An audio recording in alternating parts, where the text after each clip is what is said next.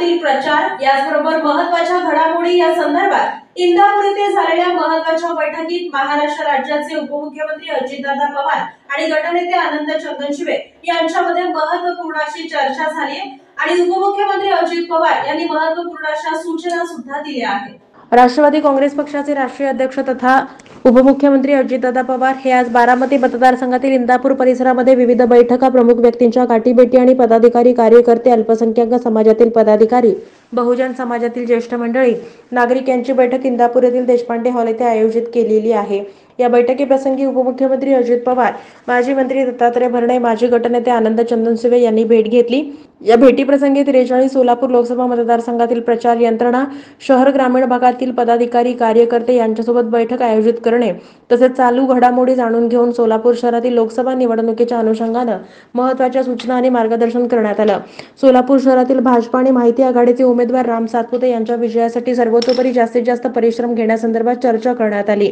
इंदापूर येथील देशपांडे हॉल बैठक आणि चर्चाप्रसंगी उपमुख्यमंत्री अजित पवार यांच्यासह माजी मंत्री दत्तात्रय भरणे, पुणे जिल्हा राष्ट्रवादी अध्यक्ष प्रदीप गारटकर, जिल्हा परिषद सदस्य प्रताप पाटील, राष्ट्रवादी जिल्हाध्यक्ष बाळासाहेब भावळे, राष्ट्रवादी इंदापूर तालुका अध्यक्ष हनुमंत कोकाटे, नगरसेविका राजश्री मखरे, नगरसेविका सुवर्णा नितीन मखरे, नगरसेवक दादासाहेब सोनवणे, इंदापूर तालुका अध्यक्ष आरपीआय गट बाळासाहेब सरवदे, पुणे आरपीआय जिल्हा कार्याध्यक्ष शिवाजी मखरे, आरपीआय पुणे जिल्हा सरचिटणीस संदीपान कडबळे, आप्पासाहेब ननवरे, माजी नगराध्यक्ष प्राध्यापक अशोक मखरे, दादासाहेब सोनवणे, सुधीर मखरे, शिवाजीराव मखरे, धनगर समाजाचे नेते शशिकांत तरंगे, आरपीआय तालुका अध्यक्ष बाळासाहेब सरवदे तसेच भागातील राष्ट्रवादी काँग्रेस पार्टी बारामतीचे इंदापूर पदाधिकारी, कार्यकर्ते आणि नागरिक उपस्थित होते।